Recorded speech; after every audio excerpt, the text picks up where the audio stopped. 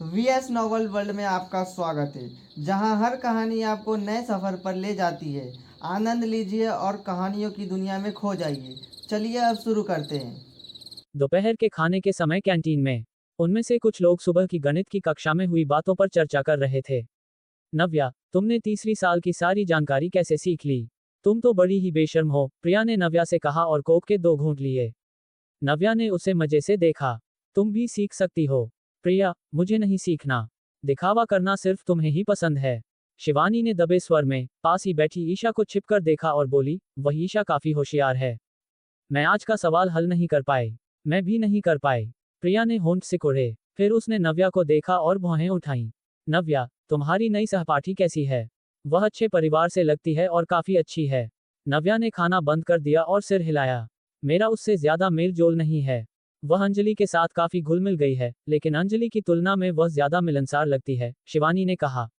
अंजलि का नाम सुनते ही प्रिया को सुबह फाउंटेन पेन वाली घटना याद आ गई।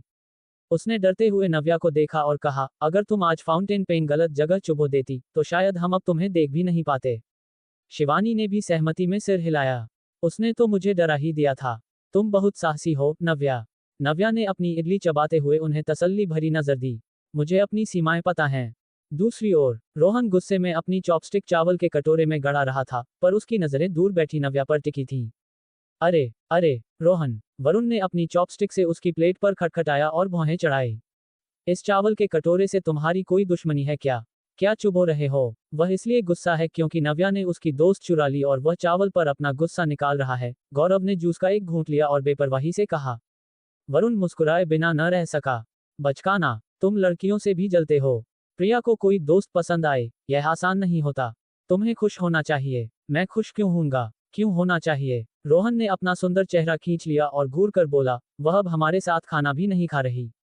वरुण और गौरव ने रोहन के गुस्से वाले चेहरे पर मुस्कुराकर सिर हिलाया। बच्चे हो तुम। उसी समय अंजलि ईशा को खींचकर लड़कियों के एक छोटे समूह के पास लाई ताकि वह उसे मिलवा सके। ये ईशा है, मेरी सबसे अच्छी दोस्त जिसके साथ मैं बड़ी हुई हूँ। अंजलि ने उन लड़कियों से मिलवाया जो आमतौर पर उसके इर्द गिर्द रहती थीं। उन लड़कियों ने ईशा को देखकर तारीफ की। ईशा, तुम बहुत खूबसूरत हो। तुम्हारी त्वचा भी बहुत अच्छी है। तुम कौन से स्किन केयर उत्पाद इस्तेमाल करती हो? ये कस्टम मेड है ना? ये तुम पर बहुत जंच रहा है। ईशा ने मुस्कुराते हुए एक संभ्रांत महिला की तरह उनसे बात की। अंजलि ने कहा, क्या तुम जानती हो कि ईशा के पिता कौन हैं? लड़कियां चौंक गईं और उन्होंने ना में सिर हिलाया। अंजलि मुस्कुराई और बोली, तुम सब जैन समूह के बारे में तो जानती ही होगी, है ना? अंजलि, क्या तुम उसी जैन समूह की बात कर रही हो जो हमारे देवपुरी शहर के रियल एस्टेट उद्योग का अगुवा है?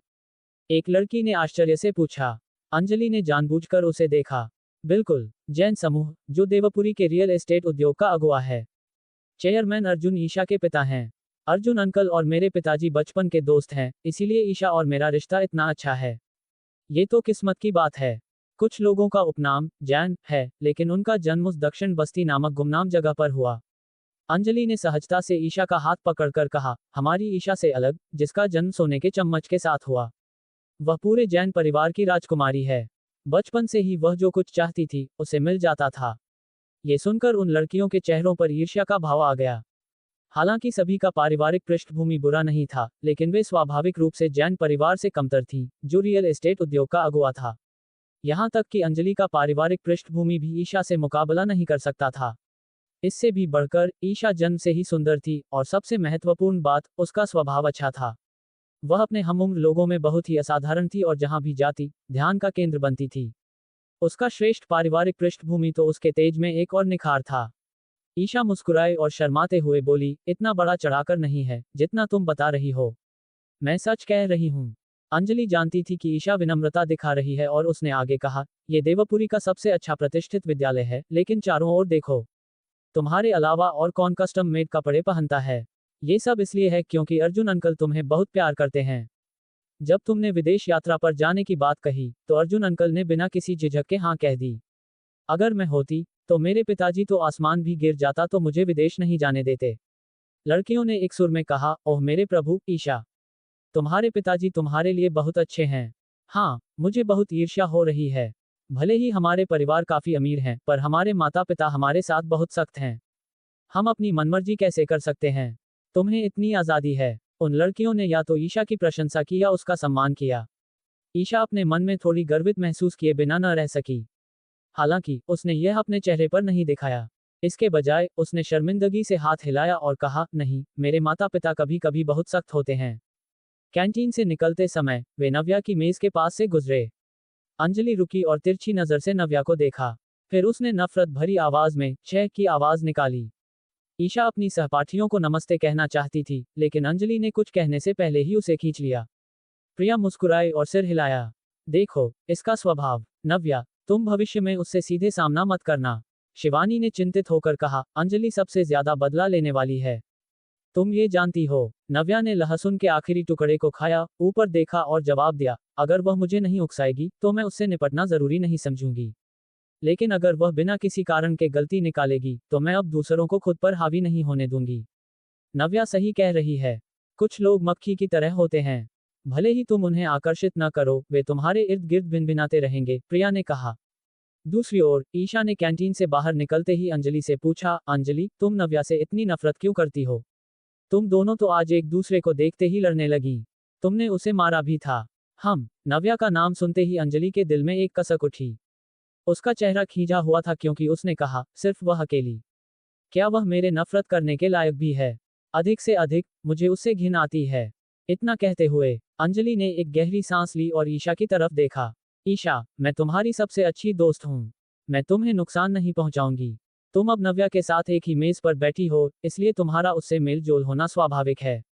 लेकिन मेरी बात याद रखना, तुम अभी अभी यहाँ आए हो। तुम उसे अभी तक नहीं जानती।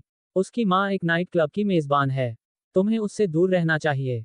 कौन जानता है कि उसे कोई गंदी बीमारी हो या नहीं। अरे, सच में? ईशा आश्चर्यचकित हुए बिना न रह सकी। वह सहज होकर अपनी बाहों को रगड़ने लगी, मानो उसके रोंगटे खड़े हो गए हों। अंजलि ने गंभीरता से सिर हिलाया। बेशक, ये बात सब जानते हैं। अन्य लड़कियों ने भी जल्दी से सहमति में सिर हिलाया। हाँ, ईशा, हम सब जानते हैं। लगभग सभी पहले साल के छात्र जानते हैं कि नव्या की माँ एक नाइट क्लब में काम करती हैं। मुझे लगता है कि वह याओची में है। वह एक प्रसिद्ध नाइट क्लब है। ईशा ने अविश्वास में पलकें झपकाईं और धीरे से कहा, लेकिन नव्या की उम्र के हिसाब से उसकी माँ 30 की उम्र में होनी चाहिए। क्या वह इस उम्र में नाइट क्लब में इस उद्योग में हो सकती है? हाँ ईशा, तुम बहुत भोली हो। अंजलि ने ईशा को ऐसे देखा जैसे वह अनुभवी हो। मैं उन नाइट क्लबों में कुछ बार गई हूँ। वहाँ हर तरह की महिलाएं होती हैं। 30 की तो बात ही छोड़ो, वहाँ 40 की उम्र की भी कुछ महिलाएं होती हैं। अंजलि ने जानबूझकर ईशा को अपनी बातों से गुमराह नहीं किया। उसके दिल में नव्या की माँ ऐसी ही व्यक्ति थी। नव्या का परिवार गरीब और गंदा था। ऐसा विचार अंजलि के मन में बहुत पहले से बैठ चुका था। ओह मेरे प्रभु, मुझे उम्मीद नहीं थी कि ऐसा होगा। ईशा को जैसे अविश्वसनीय जानकारी मिली हो। वह स्तब्ध लग रही थी और धीरे से बुदबुदाई, नव्या सुंदर और साफ सुथरी दिखती है। वह पढ़ाई में इतनी अच्छी है और उसका उपनाम भी मेरे जैसा ही है। मैं उससे दोस्ती करना चाहती थी। तुम सिर्फ सतह को क्यों देखती हो? अब तुम्हें पता चला कि मैं उसे क्यों पसंद नहीं करती, है ना? तुम्हें उससे दूर रहना होगा, अंजलि ने ईशा को चेतावनी दी। ईशा डरकर हैरानी से सिर हिलाती रही। पूरे दोपहर ईशा इस बात से थोड़ी विचलित रही। कक्षा के दौरान वह सहज रूप से मेज के किनारे के पास बैठी, जैसे कि नव्या को कोई बीमारी हो। नव्या ने परवाह नहीं की। ईशा के बारे में उसके मन में कोई विचार नहीं था। इसके बजाय वह पूरी दोपहर अपनी कंपनी के बारे में सोचती रही। नवयुग कुशल था और उसके पास कई संपर्क थे। वे जल्द ही कंपनी की आंतरिक संरचना को भरने के लिए लोगों की भर्ती कर सकेंगे। इसलिए नव्या सोच रही थी कि पहले प्रोजेक्ट को कहां से शुरू किया जाए। दोपहर में स्कूल की छुट्टी के बाद हमेशा की तरह सरस्वती विद्या मंदिर के बाहर विभिन्न विदेशी गाड़ियां खड़ी थीं। वे सब छात्रों को लेने आए थे। अंजलि से विदा लेने के बाद ईशा सड़क के किनारे खड़ी एक मर्सिडीज बेंज में बैठ गई। पिछली सीट पर एक अधेड़ उम्र का आदमी बैठा था। आदमी की घनी भौहें और बड़ी आंखें थीं। वह गोरी चमड़ी का भी था। उसके चेहरे पर दाढ़ी साफ तरह से मुड़ी हुई थी। उसके आधे लंबे बाल तेल से चिकने और सलीके से कंघी किए हुए थे। वह एक काले सूट में सीधा खड़ा था और सुंदर लग रहा था। अच्छी तरह से सिलवाया गया सूट उसके शरीर पर सही बैठ रहा था। उसमें अधेड़ उम्र के व्यक्ति का कोई निशान नहीं था। पिताजी। गाड़ी में घुसते ही ईशा ने खुद को आदमी की बाहों में फेंक दिया और उसे पुकारा। ये व्यक्ति कोई और नहीं बल्कि देवपुरी की शीर्ष निगमों में से एक, जैन समूह के सीईओ अर्जुन थे। अपनी बेटी को देखकर अर्जुन का चेहरा नर्म पड़ गया। उन्होंने अपना हाथ उठाया और ईशा के कंधे को थपथपाया। कैसा रहा, ईशा? क्या तुम्हें स्कूल के पहले दिन की आदत पड़ गई है? ईशा ने अर्जुन की बाहों से सिर उठाया। उसने सिर हिलाया और फिर ना में सिर हिलाया। अर्जुन ने भौहें चढ़ाईं। क्या हुआ? क्या किसी बात से तुम परेशान हो? नहीं, वास्तव में नहीं। ईशा ने मुंह फुलाया और आह भरी। मैं सीट बदलना चाहती हूँ। अर्जुन खुद को मुस्कुराने से रोक नहीं पाए। उनकी आंखों में प्यार भरा था। मुझे लगा कि किसी बात ने मेरी प्यारी बेटी को दुखी कर दिया है। पता चला कि वह अपने नए सहपाठी के साथ ठीक से नहीं घुल मिल पाई है। ईशा को लगा कि यह कहना मुश्किल है। वह इसके बारे में सोचकर ही असहज महसूस कर रही थी। वह केवल अर्जुन की बांह को हिला सकी और कहा, पिताजी, शिक्षिका से मेरी सीट बदलने के लिए कहिए। ठीक है, ठीक है। अर्जुन अपनी बेटी को प्यार करते थे, इसलिए वह उसके रूठने को सहन नहीं कर सकते थे। उनके पास सिर हिलाकर सहमति देने के अलावा कोई चारा नहीं था। मैं आज रात प्रिंसिपल सुनील को फोन करूंगा और उनसे इसकी व्यवस्था करने के लिए कहूंगा। ईशा मुस्कुराए। धन्यवाद, पिताजी। अर्जुन मुस्कुराए और धीरे से ईशा के सिर पर थपथपाया। उन्होंने सरस्वती विद्या मंदिर के गेट की ओर देखा और ड्राइवर से कहा, गाड़ी चलाओ, पुराने राम। जब नव्या स्कूल से घर पहुंची, तो घर पर कोई नहीं था। पिछले कुछ दिनों से उसकी मां मीरा नए घर की मरम्मत में व्यस्त थी। वह दिन के दौरान घर पर नहीं होती थी, जबकि उसका भाई रौनक बार में अपना अधिकांश खाली समय बिताता था। चूंकि उसने अभी अभी डेटिंग शुरू की थी, इसलिए नव्या के लिए उसे देखना आसान नहीं था। दरवाजा खोलते ही नव्या फिर से चौंक गई।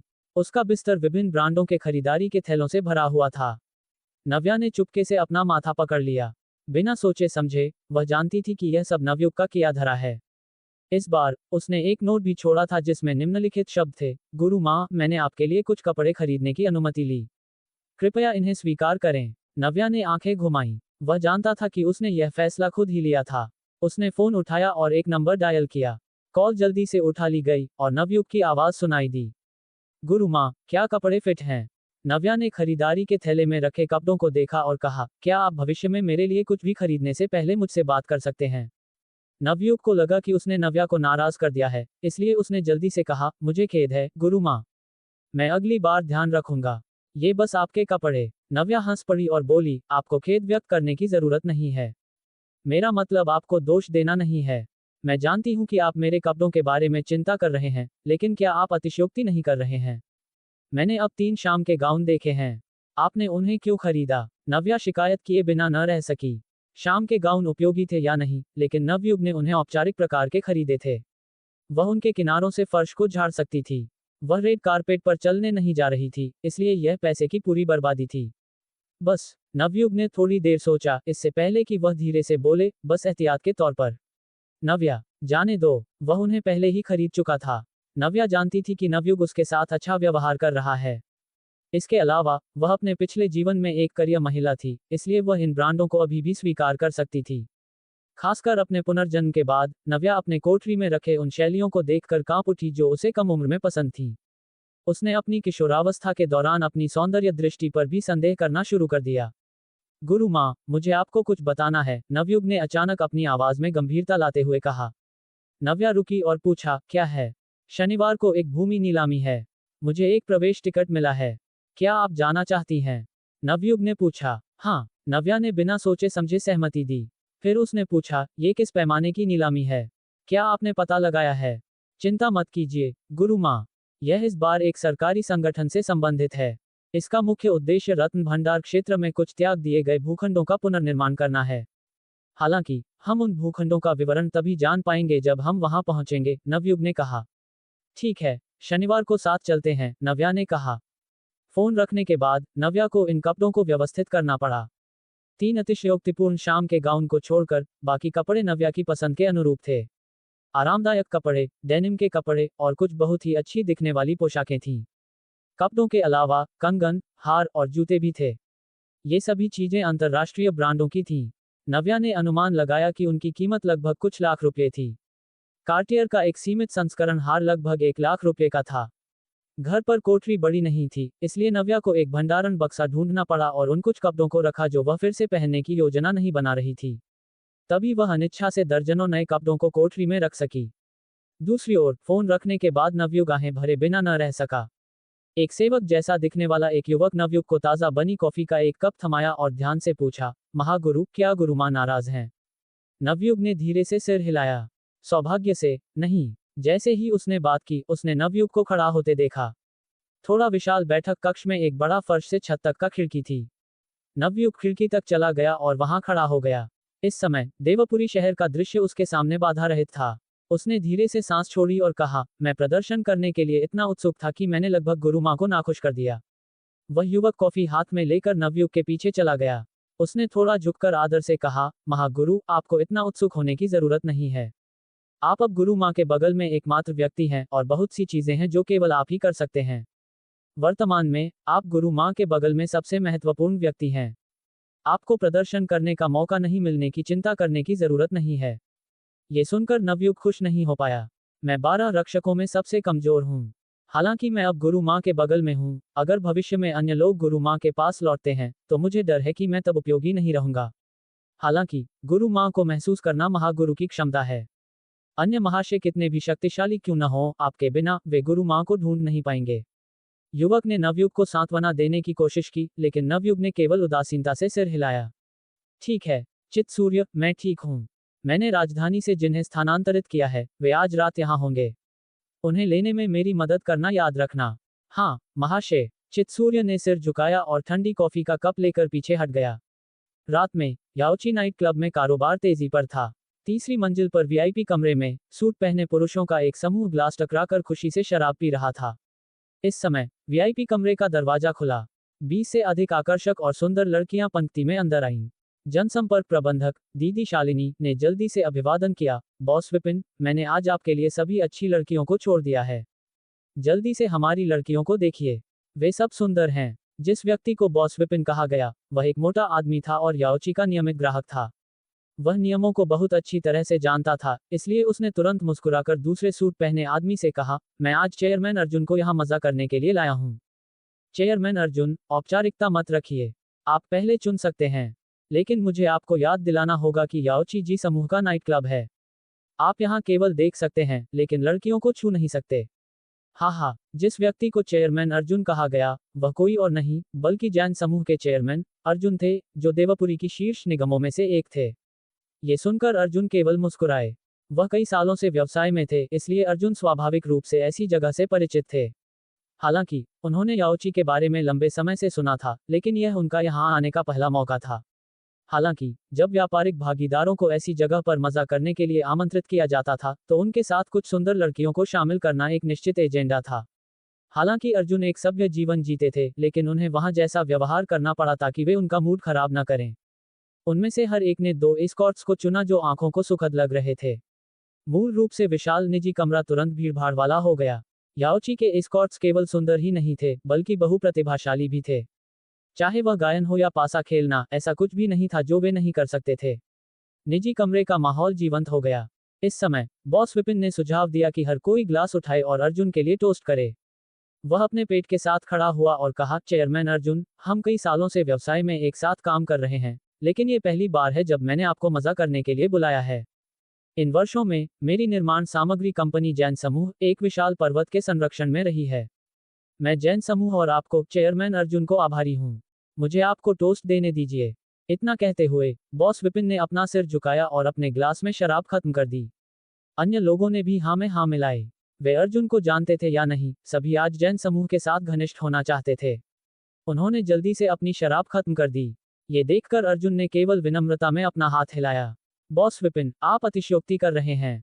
हम एक दूसरे की मदद करते हैं। हमारा जैन समूह केवल आपकी कंपनी की निर्माण सामग्री का उपयोग करने का साहस करता है क्योंकि गुणवत्ता अच्छी है और आप ईमानदार हैं। यह एक जीत जीत की स्थिति है। मुझे आपकी रक्षा करने की जरूरत नहीं है। अगर पैसा कमाना है तो हम इसे साथ में कमा सकते हैं। मैं भी अपना ग्लास खत्म करूंगा। अर्जुन ने एक ही घूंट में अपनी शराब खत्म कर दी, जिससे बॉस विपिन को इज्जत मिली। ये देखकर सभी उत्साहित हो गए और तालियां बजाईं और चेयरमैन अर्जुन की प्रशंसा की। बॉस विपिन पहले से ही थोड़ा नशे में था, इसलिए जब अर्जुन ने उसे इज्जत दी तो वह उत्साहित हुए बिना न रह सका। उसने अचानक अपना हाथ हिलाया और अपने बगल की एस्कॉर्ट पर चिल्लाया, मैं आज खुश हूं। मुझे एक ग्रैंड स्लैम दो। महिला एक पल के लिए हैरान रह गई, इससे पहले कि वह प्रतिक्रिया करती। वह आश्चर्यचकित और खुश दोनों थी। उसने जल्दी से खड़ी होकर कहा, ठीक है बॉस विपिन, मैं अभी व्यवस्था करती हूँ। तथाकथित ग्रैंड स्लैम याओची क्लब में सबसे शानदार शराब पैकेज था। इसमें 6 बोतलें शीर्ष स्तर की रेड वाइन और 12 बोतलें शीर्ष स्तर की विदेशी शराब शामिल थीं। कुछ सॉफ्ट ड्रिंक्स भी थीं, और पैकेज की कीमत 8,80,000 रुपये तक थी। एस्कॉर्ट सिर्फ ग्रैंड स्लैम के इस ऑर्डर से 10,000 रुपये तक कमा सकती थी। याओची के पहले तल पर हॉल में मीरा एक महिला के सूट में थी और अपने सहायक को कुछ समझा रही थी। उन्होंने एक हाथ में दस्तावेज पकड़ा और जल्दी से उसे देखा। फिर उन्होंने एक गंभीर अभिव्यक्ति के साथ अपने सहायक से कहा, हम इन 2 प्रकार की बियर को और नहीं लेते हैं। वे अच्छी तरह से नहीं बिक रही हैं। इसके अलावा एक ग्राहक ने कहा कि यह रेड वाइन खट्टी है और सस्ती नहीं है। हम इसकी आपूर्ति भी बंद कर देते हैं। सहायक ने सिर हिलाया और इसे नोट कर लिया। फिर उसने पूछा, प्रबंधक मीरा, बार ने उल्लेख किया कि अगला सीजन जल्द ही आ रहा है। क्या हमें अगले सीजन के फलों के थाली में दुरियन जोड़ना चाहिए? मीरा ने तुरंत सिर हिलाया। नहीं, स्वाद बहुत तेज है। हमारे अधिकांश कमरे बंद हैं। हम इतने तेज स्वाद वाले फलों का उपयोग नहीं कर सकते हैं। फलों के थाली का स्तर पर्याप्त उच्च नहीं होगा। आपको क्या लगता है कि हमें इसे किस चीज से बदलना चाहिए? सहायक ने पूछा, थोड़ा शर्मिंदा दिख रहा था। मीरा ने आह भरी और थोड़ी देर सोचा। फिर उनकी आंखें चमक उठीं। ताइवान से चेरी और कटहल का उपयोग करें। सहायक ने जल्दी से सिर हिलाया। ठीक है, प्रबंधक मीरा। फिर सहायक को कुछ और याद आया और उसने जल्दी से कहा, ओह ठीक है प्रबंधक मीरा, इस साल की स्वास्थ्य परीक्षा की व्यवस्था की गई है। इस सप्ताह के बारे में आप क्या सोचती हैं? मीरा ने सिर हिलाया। ठीक है, इसे छोटा ललित को संभालने दो। मुझे याद है कि उसने पिछले साल भी यही सब व्यवस्थित किया था। वे बात कर ही रहे थे कि सफेद सूट में एक अधेड़ उम्र का आदमी अंदर आया। आदमी ने मीरा को देखा तो मुस्कुराया और जल्दी से आगे बढ़कर अभिवादन किया। अरे महाप्रबंधक मीरा, बहुत दिन हो गए। आदमी का उपनाम चावला था। वह दूसरे शहर की एक कोयला कंपनी का मालिक था और मीरा का एक नियमित ग्राहक भी था। पहले जब मीरा अभी भी परिचारिका थी, चावला हमेशा मीरा को अपने साथ आने के लिए कहता था। हालांकि अब मीरा का रुतबा अलग था। वह नीलम क्लब की महाप्रबंधक थी और पूरे नाइट क्लब में उसी की चलती थी। चावला तो क्या, अन्य ग्राहकों को भी मीरा को देखकर विनम्र होना पड़ता था। जब मीरा ने चावला को देखा तो उसके चेहरे पर चमक आ गई। वह तुरंत उसके पास गई। चावला जी, बहुत समय हो गया। क्या बात है, देवपुरी में फिर से व्यापार के लिए आए हैं? चावला मुस्कुराते हुए सिर हिलाया। व्यापार तो छोटी बात है। मैनेजर मीरा को देखे हुए बहुत समय हो गया है। मुझे आपसे मिलने के लिए कोई कारण तो ढूंढना ही पड़ेगा। मीरा ने चावला के साथ कम से कम 20 बार शराब पी होगी। वह चावला को अच्छी तरह जानती थी। इस आदमी में किसी अमीर आदमी की हवा नहीं थी और वह बहुत मजाकिया था। वह मजाक करना पसंद करता था, लेकिन उसने कभी सीमा पार नहीं की थी। मीरा ने सिर हिलाया और हंसते हुए चावला को अंदर बुलाया और कहा, मुझे और मत चिढ़ाओ। अंदर जाओ और मजे करो। जब मैं खाली होऊंगी तो मैं व्यक्तिगत रूप से तुम्हें जाम दूंगी। चावला ने सिर हिलाया और कहा, ठीक है, मैं तुम्हारा इंतजार करूंगा। जैसे ही उसने चावला को बैठाया, उसने देखा कि जनसंपर्क प्रबंधक बहन श्रेया दौड़ती हुई आ रही है। बहन श्रेया बहुत खुश लग रही थी। करीब आकर उसने कहा, मीरा बहन, 333 के मालिक विजय ने अभी अभी ग्रैंड स्लैम ऑर्डर किया है। कृपया जाकर उन्हें जाम दें। इसे नीलम क्लब में एक अलिखित नियम माना जाता था। यदि कोई ग्राहक ग्रैंड स्लैम ऑर्डर करता है तो नाइट क्लब की महाप्रबंधक को व्यक्तिगत रूप से जाकर जाम पेश करना होता है। मीरा ने इस बारे में ज्यादा नहीं सोचा। नीलम क्लब में आने वाले लोग या तो अमीर होते थे या प्रतिष्ठित, और अक्सर लोग ग्रैंड स्लैम ऑर्डर करते थे। नीलम क्लब में 12 साल तक काम कर चुकी मीरा को ऐसी बातों की आदत थी, इसलिए उसने तुरंत सिर हिला दिया। कमरे में माहौल गर्म था। मालिक विजय, जयंत और बाकी सभी नशे में थे। इसी क्षण बहन श्रेया ने बाहर से दरवाजा धकेला। मालिकों, नीलम क्लब में पधारने के लिए धन्यवाद। हमारी मीरा बहन विशेष रूप से आपको जाम देने आई हैं। जैसे ही बहन श्रेया बोली, मीरा एक पेशेवर महिला सूट में ऊंची पोनीटेल के साथ निजी कमरे में दाखिल हुई।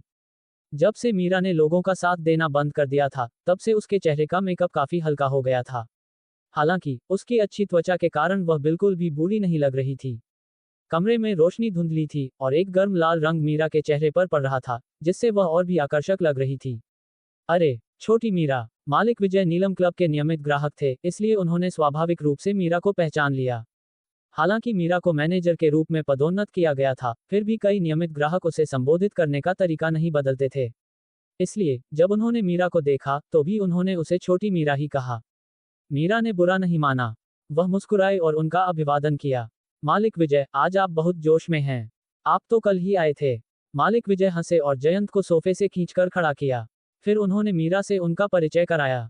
मीरा, मैं आज अपने सबसे महत्वपूर्ण व्यापारिक साझेदार को यहाँ लाया हूँ। जयंत समूह के अध्यक्ष, जयंत से मिलो, मेरे सबसे अच्छे दोस्त। मालिक विजय ने जयंत की असामान्य स्थिति पर ध्यान नहीं दिया और कहा, अध्यक्ष जयंत, ये छोटी मीरा है। हालांकि यह एक महिला है, लेकिन यह अविश्वसनीय है। भविष्य में नीलम क्लब में अगर आपको कुछ भी चाहिए, तो इसे ढूंढना। ये काम आएगी। इस समय मीरा जड़ होकर खड़ी थी। उसने सामने सूट पहने आदमी को देखा और क्षण भर के लिए वह भ्रम में थी। वह बता नहीं सकती थी कि यह सपना है या हकीकत। उसने उन दोनों के पुनर्मिलन के 10,000 दृश्यों की कल्पना की थी, लेकिन उसे उम्मीद नहीं थी कि यह इस तरह के माहौल में होगा। उसकी याद में जयंत साफ सुथरा और परिष्कृत था, एक भी बाल अपनी जगह से हिला हुआ नहीं था। मीरा के सामने खड़े होकर वह अभी भी सीधा और पतला, लंबा और सुंदर था।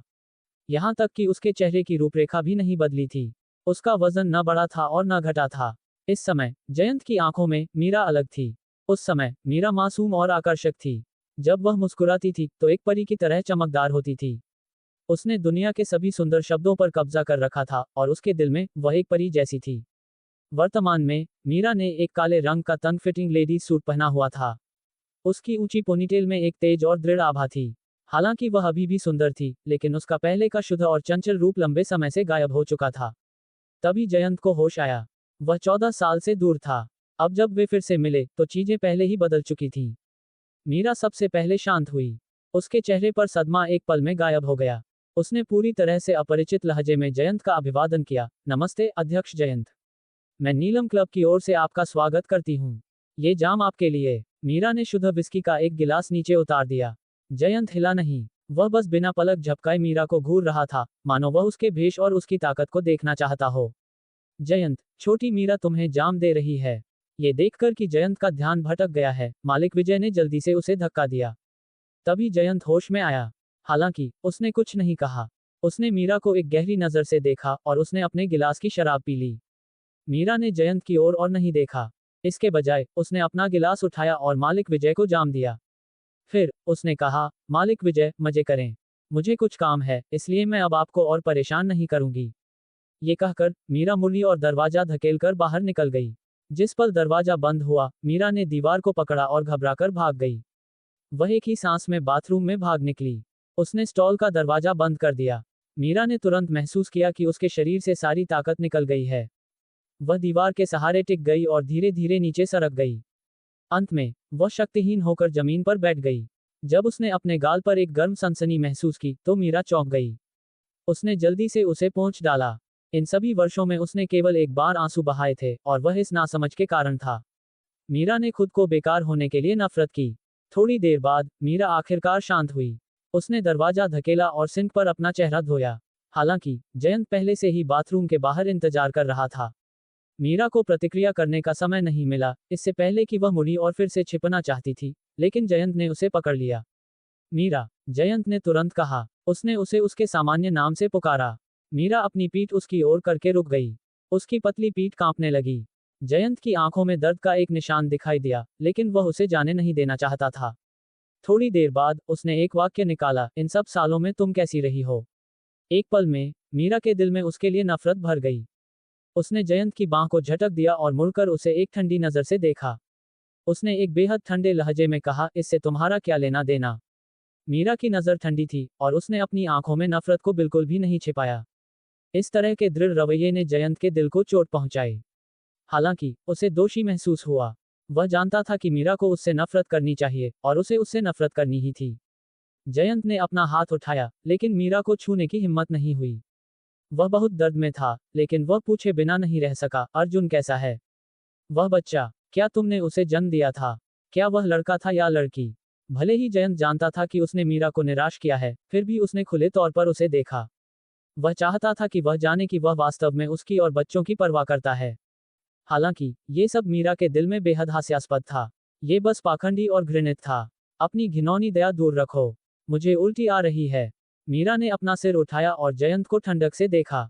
जब मैं गर्भवती हुई और फिर तुमने हमें छोड़ दिया, तो बच्चों और मेरा तुमसे कोई लेना देना नहीं रहा। मीरा, मेरी अपनी मजबूरियां थीं। जयंत परेशान लग रहा था क्योंकि उसने कहने के लिए संघर्ष किया, मैं नहीं चाहता कि तुम मुझे माफ करो, लेकिन मुझे पता है कि तुम मुझे समझती हो। तुम उस समय मेरी स्थिति जानती थी और मैं तुम्हें छोड़ना नहीं चाहता था। लेकिन फिर भी तुम छोड़कर चले गए। मीरा ने बेरहमी से जयंत को बाधित किया और उसके देखने के लिए अपना घाव खोल दिया। तुमने मुझे तब छोड़ दिया जब मैं नव्या से गर्भवती थी और तुमने अर्जुन और अपनी अजन्मी बेटी को छोड़ दिया। जयंत, तुम इंसान नहीं हो। तुम्हारी हिम्मत कैसे हुई मेरे सामने आने की। 14 साल हो गए हैं। तुमने कभी इन दोनों बच्चों के बारे में नहीं पूछा। अगर आज हम गलती से नहीं मिलते तो क्या तुम भूल जाते कि तुम्हारे जयंत परिवार के 2 बच्चे बाहर भटक रहे हैं। मीरा का लहजा उदासीन था और उसकी भावनाओं में व्यवहारिक रूप से कोई उतार चढ़ाव नहीं था। हालांकि वह जितना अधिक इस तरह से व्यवहार करती थी उतना ही इसका मतलब था कि इस समय उसका दिल राख जैसा महसूस हो रहा था। वह अपने सामने वाले आदमी के लिए थोड़ी सी भी सहानुभूति नहीं जुटा सकती थी। मीरा, मुझे माफ कर दो। जयंत की आंखें लाल हो गईं। जब उसने सोचा कि इन वर्षों में उसे और बच्चों को क्या सहना पड़ा होगा, तो जयंत का दिल एक मांस पीसने वाली मशीन की तरह दर्द हुआ। उसने दांत पीसे और धीमी आवाज में कहा, मैं तुम्हें माफ करने के लिए नहीं कहता। मैं बस उम्मीद करता हूं कि तुम मुझे और बच्चों को मुआवजा देने का मौका दे सकती हो, ठीक है? हाँ, मीरा अचानक हंस पड़ी जैसे उसने कोई बेतुकी बात सुनी हो। उसने अपनी भौहें थोड़ी उठाईं और जयंत को देखा। मुआवजा? भले ही तुम अपनी हड्डियां जला दो और अपनी राख बिखेर दो, फिर भी तुम उन कठिनाइयों की भरपाई नहीं कर पाओगे जो हम तीनों ने पिछले 14 वर्षों से सही हैं। जयंत, जल्दी से अपना पाखंडी रूप दूर रखो। मीरा, अब वह अज्ञानी लड़की नहीं हूं जो उस समय थी। कुछ लोग अपने जीवन में केवल एक बार विश्वास करके ही दिल का दर्द महसूस करते हैं। अगर तुम अभी भी एक आदमी हो, तो तुम्हें मेरी नज़र से पूरी तरह से गायब हो जाना चाहिए और मेरे जीवन में फिर कभी नहीं दिखाई देना चाहिए। मीरा, चले जाओ। मीरा ने जयंत को बाधित किया। उसके चेहरे पर आंसू बहने लगे। जयंत के चेहरे पर दर्द भरी अभिव्यक्ति थी, लेकिन जब उसने मीरा का दृढ़ संकल्प देखा तो वह कुछ नहीं कह सका। अंत में जयंत ने कुछ कहने की इच्छा को दबा दिया और मुड़कर चला गया। मीरा ने उसकी लंबी और सीधी पीठ को देखा और उदासी का एक निशान महसूस किया। हालांकि वह उदासीन थी, ठीक वैसे ही जैसे जयंत उस समय छोड़कर चला गया था। उसकी पीठ न तो विनम्र थी और न ही अहंकारी। भले ही वह रोई और उसे रहने के लिए मनाने की कोशिश की, उसे उसकी ओर से एक भी अनिच्छुक नजर नहीं मिली। बूम! बाहर अचानक बिजली कड़की। कुछ ही देर बाद तेज बारिश शुरू हो गई। देवपुरी शहर में इस साल की वसंत की पहली बारिश का स्वागत हुआ। अगले दिन देवपुरी शहर बारिश के बाद एक ताजगी भरी खुशबू से भर गया था। हवा नम थी और लोग सुबह सुबह तरोताजा महसूस कर रहे थे। जब नव्या उठी तो नाश्ता पहले ही खाने की मेज पर लगा दिया गया था। हालांकि उनके परिवार की नाश्ते की दुकान बंद थी, फिर भी उसकी मां हर सुबह उसके लिए नाश्ता तैयार करने के लिए जल्दी उठती थी। हाथ मुंह धोने के बाद नव्या खाने की मेज पर बैठ गई। मीरा एक कटोरी दलिया लेकर रसोई से बाहर आई। नव्या ने ऊपर देखा और पाया कि उसकी मां की अभिव्यक्ति अच्छी नहीं थी। मां, क्या तुम ठीक महसूस नहीं कर रही हो? तुम इतनी खराब क्यों लग रही हो? नव्या ने चिंता से पूछा। हालांकि उसकी मां को अतीत में बहुत मुश्किल रही थी, वह हमेशा चमकती रहती थी। उसकी त्वचा साफ और चमकदार थी और उसकी आंखें जीवंत थीं। हालांकि इस समय मीरा की आंखें थोड़ी धंसी हुई थीं। उसकी आंखों के नीचे के काले घेरों को अनदेखा करना मुश्किल था। वह जोश में नहीं थी और उसकी आंखें अध्ययन और थोड़ी हैरान थीं। जब उसने नव्या की बातें सुनी तो वह जवाब देने से पहले एक पल के लिए धीमी हो गई। मां ठीक है। मैं कल रात बिजली कड़कने से ठीक से सो नहीं पाई। नव्या ने माथे पर बल डाला। उसकी मां पिछली जिंदगी में कैंसर से मर गई थी, इसलिए नव्या अब और भी चिंतित थी। जब भी उसकी मां की मानसिक स्थिति में कोई असामान्यता होती थी, तो वह सहज रूप से घबरा जाती थी और चिंतित हो जाती थी। इसके अलावा इस जीवनकाल की गति पूरी तरह से उसके पिछले जीवन से अलग थी। नव्या को नहीं पता था कि उसकी मां को अभी भी लीवर कैंसर होगा या नहीं। उसे केवल डर था कि उसकी मां की बीमारी पहले हो जाएगी। ये कुछ ऐसा था जिसे वह किसी भी कीमत पर स्वीकार नहीं कर सकती थी। इस विचार को ध्यान में रखते हुए नव्या ने मीरा से कहा, मां, मुझे भी हाल ही में ठीक महसूस नहीं हो रहा है। मेरे साथ अस्पताल चलो, एक शारीरिक जांच के लिए। नव्या ने अपनी मां को अस्पताल ले जाने के लिए दूसरा तरीका चुना। तभी उसकी मां कुछ और नहीं सोचेगी। जैसा कि अपेक्षित था, जब मीरा ने सुना कि उसकी बेटी अस्वस्थ है, तो वह जल्दी से नव्या के बगल में बैठ गई। क्या हुआ, नव्या? क्या पानी में गिरने के बाद कोई बचा हुआ असर है? शायद। मुझे बस अक्सर सिर दर्द होता है। अस्पताल जाकर एक बार देखने में मुझे अधिक आराम महसूस होगा, नव्या ने लापरवाही से झूठ बोला। तो दोपहर के भोजन के बाद मां तुम्हारे साथ अस्पताल चलेगी जांच के लिए। सुबह स्कूल से छुट्टी लेते हैं। मीरा को नव्या के स्वास्थ्य की सबसे ज्यादा चिंता थी। खासकर पिछली बार पानी में गिरने के बाद मीरा कुछ दिनों तक घबराई हुई थी, इस डर से कि नव्या को कोई बचा हुआ असर होगा। अपनी मां के घबराए हुए चेहरे को देखकर नव्या को दोषी महसूस हुआ। लेकिन उसके पास कोई विकल्प नहीं था। वह कोई अन्य कारण नहीं सोच सकती थी कि उसकी मां अपनी मर्जी से अस्पताल क्यों जाएगी। जब तक वह अपनी मां के स्वास्थ्य की स्थिति नहीं जान लेती, तब तक उसे आराम नहीं मिलेगा। देवपुरी शहर का चौथा अस्पताल घंटाघर क्षेत्र के केंद्र में स्थित था। यह नव्या के घर के सबसे करीब सबसे बड़ा अस्पताल था। नव्या पिछली बार इसी अस्पताल में भर्ती हुई थी। पंजीकरण कार्यालय में नव्या ने मीरा से कहा, माँ, जब तुम यहाँ हो तो तुम्हें भी एक शारीरिक जांच करवानी चाहिए। मीरा एक पल के लिए स्तब्ध रह गई, इससे पहले कि वह मुस्कुराए और अपना हाथ हिलाया। कोई जरूरत नहीं है, माँ का स्वास्थ्य ठीक है। इसके अलावा कंपनी हाल ही में कर्मचारियों के लिए शारीरिक जांच की व्यवस्था कर रही है। माँ बाद में ऐसा करेगी। नव्या के लिए मीरा को अस्पताल खींचना आसान नहीं था, इसलिए वह स्वाभाविक रूप से आसानी से हार नहीं मान सकती थी। उसने तुरंत कहा, माँ, मैं हमेशा तुम्हारे स्वास्थ्य को लेकर चिंतित रही हूँ। तुमने इन वर्षों में बहुत अधिक मेहनत की है और तुम अक्सर देर रात तक जागकर शराब पीती हो। मुझे लंबे समय से डर है कि तुम्हारे शरीर पर अधिक बोझ पड़ेगा। मेरी बात सुनो और मेरे साथ जांच करवाओ। अगर कोई समस्या नहीं है तो मुझे आराम मिलेगा। नव्या एक बेटी की तरह थी जिसे अपनी माँ के स्वास्थ्य की चिंता थी। उसने जो कुछ भी कहा वही वह सोच रही थी। नव्या को परिणाम देखने पर ही राहत महसूस हो सकती थी। अपनी बेटी की बातें सुनकर मीरा भावुक हो गई। उसने अपनी बेटी ने जो कहा उसके बारे में सोचा और महसूस किया कि वह सही थी। चूंकि वह पहले से ही यहाँ थी, इसलिए शारीरिक जांच कराने में कोई बुराई नहीं थी। पिछले 10 वर्षों में उसने कभी भी अपनी मर्जी से शारीरिक जांच के लिए अस्पताल जाने की पहल नहीं की थी। हालांकि क्लब हर साल कर्मचारियों के लिए शारीरिक जांच आयोजित करता था, वे काफी सरल थे और व्यापक नहीं थे। उसने सिर हिलाया। ठीक है, माँ भी एक जांच करेगी। चलो देखते हैं कि मेरे शरीर में कोई समस्या है या नहीं। नव्या मुस्कुराई और मीरा की बांह पकड़ने के लिए पहुंची। उसने कहा, ये सही है। अब से तुम्हें अपनी स्वास्थ्य स्थिति की बेहतर झलक पाने के लिए हर साल एक बार शारीरिक जांच करवानी चाहिए।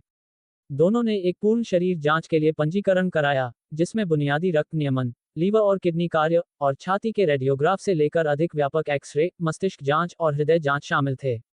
माँ बेटी की जोड़ी ने सुबह अस्पताल के विभिन्न विभागों के बीच यात्रा करते हुए बिताई। कुछ रिपोर्टों को छोड़कर जो उसी दिन जारी की जा सकती थी, कुछ अधिक परेशान करने वाली रिपोर्टों के लिए उन्हें अगले दिन परिणाम प्राप्त करने की आवश्यकता थी। माँ ने पहले ही कहा था कि माँ का शरीर ठीक है। अब चिंता मत करो, मीरा ने अस्पताल से बाहर निकलते ही अपनी बेटी से मुस्कुराते हुए कहा। नव्या ने यह सुनकर केवल मुस्कुरा दिया, लेकिन उसे आराम महसूस नहीं हुआ। उन दोनों को केवल उनके रक्त नियमन और लीवर और किडनी कार्य पर एक रिपोर्ट मिली थी, लेकिन अगर वे जानना चाहते थे कि उनके शरीर में कोई ट्यूमर है या नहीं, तो उन्हें एक एक्सरे के माध्यम से इसकी पुष्टि करनी होगी। उनकी मां ठीक थी या नहीं, यह उन्हें कल ही पता चलेगा। दोपहर में नव्या सीधे स्कूल लौट आई, लेकिन पाया कि उसका सहपाठी ईशा से बदलकर प्रिया हो गई थी। क्या हो रहा है? नव्या थोड़ी हैरान थी क्योंकि यह सीट कल उनके परिणामों के आधार पर नई तरह से व्यवस्थित की गई थी। उसका सहपाठी इतनी अचानक क्यों बदल गया? प्रिया अपनी सीट पर नेल पॉलिश लगा रही थी। जब उसने ये सुना तो उसने ऊपर देखा। जब उसने देखा कि नव्या वापस आ गई है, तो उसने अपना काम रोक दिया और दूसरी तरफ ईशा की ओर इशारा किया। उसने धीमी आवाज में कहा, मैंने सुनी है कि ईशा सीट बदलना चाहती थी। आज जब महान शिक्षक सूर्यदेव आए तो उन्होंने पूछा कि तुम्हारे साथ कौन बैठना चाहता है। तुम ये भी जानती हो कि तुम्हारे हमारे वर्ग के लोगों के साथ अच्छे संबंध नहीं है, इसलिए मैंने स्वेच्छा से हाथ उठाया। ये वही स्थिति है जो तुम अब देख रही हो। बोलने के बाद प्रिया ने नव्या की ओर भौहें उठाईं। कैसा है? क्या तुम प्रभावित हो? नव्या ने ये सुनकर लाचारी से अपनी आंखें घुमाईं। उसने प्रिया के पीछे खुद को निचोड़ा और अपनी सीट पर बैठ गई, इससे पहले कि उसने कहा, मैंने उसे उकसाया नहीं, है ना? वह सीट क्यों बदलना चाहती थी? प्रिया ने अपने होंठ सिकोड़े। ईशा और अंजलि सबसे अच्छी दोस्त हैं। क्या तुम उम्मीद करती हो कि अंजलि उसके सामने तुम्हारे बारे में कुछ अच्छा कहेगी? तुम्हें ये जानने के लिए सोचने की जरूरत नहीं है कि अंजलि ने ही उसे भड़काया होगा। नव्या ने सोचा कि प्रिया की बात में दम है और हल्के से सिर हिलाया। इसी क्षण शिवानी बाहर से अंदर आई। जब उसने नव्या को लौटते देखा तो वह जल्दी से उसके पास गई और पूछा, नव्या, तुम सुबह क्या कर रही थी? मैं ठीक हूँ, मैं अपनी माँ के साथ अस्पताल गई थी, नव्या ने लापरवाही से कहा। जब प्रिया ने शिवानी को देखा तो उसने तुरंत उसे घूर कर देखा और लगभग एक प्रश्नात्मक लहजे में कहा, शिवानी, जब महान शिक्षक सूर्यदेव ने पूछा कि आज सुबह नव्या के साथ एक ही मेज पर कौन बैठना चाहता है, तो तुमने हाथ क्यों नहीं उठाया? जब शिवानी ने यह सुना तो उसकी आंखें घबरा गईं और उसका छोटा चेहरा पूरी तरह से लाल हो गया। उसने अपना मुंह खोला और कहा, मैं बंद करो। तुम्हारे विचार तुम्हारे चेहरे पर लिखे हैं, नव्या ने एक समझदार अभिव्यक्ति के साथ कहा। प्रिया ऐसी लग रही थी जैसे उसने कोई अनैतिक काम सूंघ लिया हो और उसने शिवानी पर अपनी आंखें संकरी कर लीं। शिवानी इससे इतनी डर गई कि उसने जल्दी से अपना हाथ हिलाया और कहा, बकवास मत करो।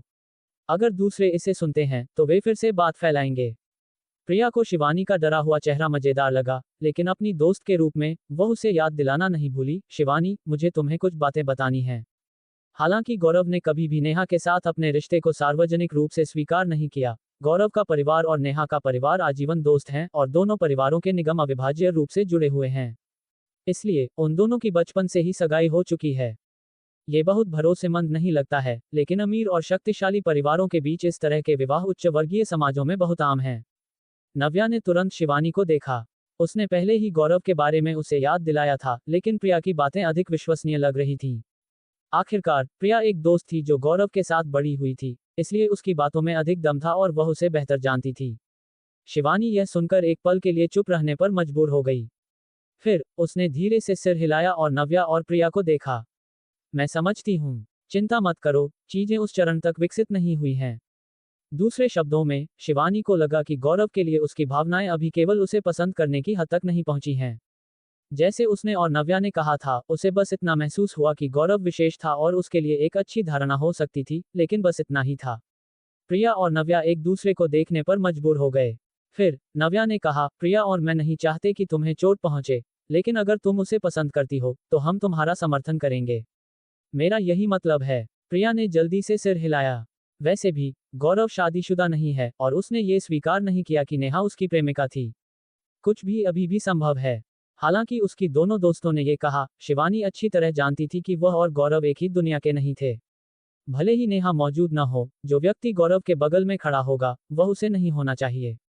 इस समय वरुण, गौरव और रोहन बास्केटबॉल खेलकर लौटे। ईशा अपनी सीट पर बैठकर एक किताब पढ़ रही थी, लेकिन जब उसने वरुण को प्रवेश करते देखा तो उसकी आंखें चमक उठीं। उसने जल्दी से अपना शरीर सीधा किया और स्वाभाविक रूप से अपने बालों को संवारने का नाटक किया। हालांकि वरुण ने उसकी ओर देखा भी नहीं। जैसे ही वह अंदर आया, उसने नव्या को देखा। वह तुरंत आगे बढ़ा और चिंता से पूछा, तुम सुबह क्यों नहीं आई? अगर तुम हमेशा स्कूल नहीं आती हो तो मैं तुम्हें 1 महीने के लिए दोपहर का भोजन कब खरीद पाऊंगा? नव्या हंसी। क्या जल्दी है? अभी समय है। छुट्टियों के लिए अभी जल्दी है। वरुण ने अपनी भौहें उठाईं और मुस्कुराते हुए सिर हिलाया। वह सुंदर और थोड़ा गुंडे जैसा लग रहा था। फिर उसने कुछ सोचा होगा और जल्दी से कहा, ओह ठीक है। इस शनिवार को मेरा जन्मदिन है। मैंने देवपुरी पर्वत गर्म कुंड में एक विला बुक किया है। क्या हम एक साथ वहां चलें? हाँ, हाँ, शनिवार को वरुण का जन्मदिन है। क्या हम देवपुरी पर्वत पर मजे करने चलें? गर्म कुंड में भिगोना बहुत आरामदायक है, प्रिया ने जल्दी से कहा। गौरव और रोहन ने भी नव्या को देखा। वरुण के नव्या के प्रति रवैये में बदलाव के कारण, और क्योंकि प्रिया और नव्या सबसे अच्छे दोस्त बन गए थे, उन दोनों ने चुपचाप स्वीकार कर लिया था कि नव्या उनके समूह की सदस्य थी। ये देखकर कि वे सभी उसे घूर रहे थे, नव्या ने इस बारे में ज्यादा नहीं सोचा। जैसे ही वह सहमत होने वाली थी, उसे अचानक याद आया कि वह शनिवार को शुभ्र के साथ जमीन की नीलामी के लिए जा रही होगी। नव्या ने वरुण को देखा और कहा, मेरे पास शनिवार की सुबह कुछ काम है। मेरी एक दोस्त के साथ मुलाकात है। ये ठीक है, हम रात को वहां चलेंगे। देवपुरी पर्वत गर्म कुंड 24 घंटे संचालित होता है। हम शनिवार रात को उसमें भिगो सकते हैं और एक रात पहाड़ पर रुक सकते हैं। हम रविवार को भी पहाड़ पर चढ़ सकते हैं और रविवार दोपहर को वापस आ सकते हैं। जब वरुण ने सुना कि नव्या का दिन में कुछ काम है, तो उसने बिना सोचे समझे मूल योजना को तुरंत बदल दिया। इस समय ईशा, जो वरुण की बातें सुन रही थी, अचानक आगे बढ़ी और एक निर्दोष मुस्कान के साथ कहा, क्या तुम देवपुरी पर्वत गर्म कुंड जा रहे हो? मैं तुम्हें वहां ले जाऊंगी। यह मेरे परिवार का है। ये तुम्हारे परिवार का है? प्रिया ने आश्चर्य से पूछा। हालांकि ईशा एक स्थानांतरित छात्रा थी, अंजलि ने लंबे समय से उसकी पहचान सभी को बता दी थी। इसलिए सभी हैरान थे। क्या जयंत समूह एक रियल एस्टेट कंपनी नहीं थी? सभी के सदमे भरे चेहरों को देखकर ईशा खुद को आत्मसंतुष्ट महसूस करने से नहीं रोक सकी। हालांकि उसने मासूमियत से पलक झपकाई और सिर हिलाया। ये सही है। हालांकि हमारा परिवार मुख्य रूप से रियल एस्टेट व्यवसाय में है, हमने अन्य उद्योगों में भी हाथ आजमाया है। देवपुरी पर्वत गर्म कुंड वास्तव में मेरे परिवार का व्यवसाय है। सभी समझ गए कि ईशा का क्या मतलब था। सभी ने वरुण को देखा। इस बार वरुण का जन्मदिन था और उसने उन्हें देवपुरी पर्वत पर गर्म कुंड में जाने की व्यवस्था की थी। अब जब ईशा अचानक सामने आई, तो उन्हें देखना होगा कि वरुण उसे अपने साथ ले जाना चाहता है या नहीं। हालांकि वरुण कुछ कह पाता, इससे पहले ईशा बोली, मैं आप सभी के लिए सबसे अच्छा गर्म कुंड विला बुक करने में मदद कर सकती हूँ। मैं आप सभी के लिए कुछ विशेष रूप से मजेदार गतिविधियों की व्यवस्था भी पहले से कर सकती हूँ। सब कुछ मुझ पर छोड़ दें। सभी मुफ्त में जाकर खेल सकते हैं। हम ऐसा कैसे कर सकते हैं? वरुण खुद को माथे पर बल डालने से नहीं रोक सका। इस बार यह उसकी जन्मदिन की पार्टी थी, लेकिन ईशा बिल का भुगतान कर रही थी। वरुण को थोड़ा असहज महसूस हुआ। अगर यह मुफ्त है तो हम नहीं जाएंगे। ईशा को एहसास हुआ कि उसने वरुण के आत्मसम्मान को चोट पहुंचाई है, इसलिए उसने जल्दी से कहा, मुझे माफ करना। मेरा मतलब कुछ और नहीं था। मैं अभी चीन लौटी हूं और मैं और दोस्त बनाना चाहती थी। अगर मैंने अभी जो कहा उससे आपको असुविधा हुई तो मैं माफी मांगती हूं। ईशा को इतना सावधान देखकर रोहन ने उदासीनता से कंधे उचकाए और कहा, चून की नई सहपाठी ने पहले ही हमें आमंत्रित किया है, सभी एक साथ जा सकते हैं। जब समय आएगा तो बस हमें एक छूट दे देना। प्रिया ने उदासीनता से कंधे उचकाए। मुझे इससे कोई दिक्कत नहीं है, जब तक नव्या और शिवानी जा रहे हैं। नव्या ने सिर हिलाया। मैं शनिवार को अपना काम खत्म करने के बाद तुम लोगों से मिलूंगी। ये देखकर कि किसी को कोई आपत्ति नहीं थी, वरुण ने ईशा से कहा, तो कृपया हमारे लिए एक बेहतर विला बुक करने में मदद करें। ईशा ने मुस्कुराते हुए सिर हिलाया। चिंता मत करो, मुझ पर छोड़ दो। अगली सुबह अस्पताल से फोन आया। उन्होंने कहा कि उनकी शारीरिक जांच के परिणाम आ गए हैं, लेकिन उन्होंने विवरण पर विस्तार से नहीं बताया। उन्होंने केवल मीरा से अस्पताल जाने के लिए कहा। नव्या का दिल सहज रूप से धड़क उठा और एक बुरी पूर्व सूचना उत्पन्न हुई। मीरा ने इस बारे में ज्यादा नहीं सोचा। उसने कभी भी अपने शरीर में कोई असुविधा महसूस नहीं की थी, इसलिए उसने सोचा कि उसकी बेटी राय का पहाड़ बना रही थी। जब वे अस्पताल पहुंचे तो नव्या अपनी मां के साथ परामर्श कक्ष में गई। रोगी को प्राप्त करने वाला व्यक्ति एक 50 साल से अधिक उम्र का एक बूढ़ा डॉक्टर था। उसने तुरंत अपनी आंखें उठाईं और मीरा को देखा। फिर उसने धीरे से कहा, तुम लोग पहले बैठो। डॉक्टर की अभिव्यक्ति गंभीर थी और नव्या और भी घबरा गई थी। जैसे ही वह बैठी, उसने पूछा, डॉक्टर, क्या परीक्षा परिणामों में कोई समस्या है? डॉक्टर ने धीरे से आह भरी। इस प्रतिक्रिया ने शुरू में आशावादी मीरा को घबरा दिया। डॉक्टर, क्या हो रहा है? डॉक्टर ने तुरंत डेस्क पर दस्तावेज बैग से 2 एक्सरे निकाले और उन्हें कार्यालय में व्हाइट बोर्ड पर लटका दिया। उसने मीरा को देखा और कहा, श्रीमती मीरा, जांच रिपोर्ट के अनुसार आपके लीवर में एक ट्यूमर है। उसके शब्द एक गरज की तरह थे जिसने नव्या को प्रतिक्रिया करना भूलवा दिया। वह हैरान होकर वहीं खड़ी रही। मीरा भी स्तब्ध थी। ऐसा लग रहा था जैसे उसके दिमाग ने इसे संसाधित नहीं किया था।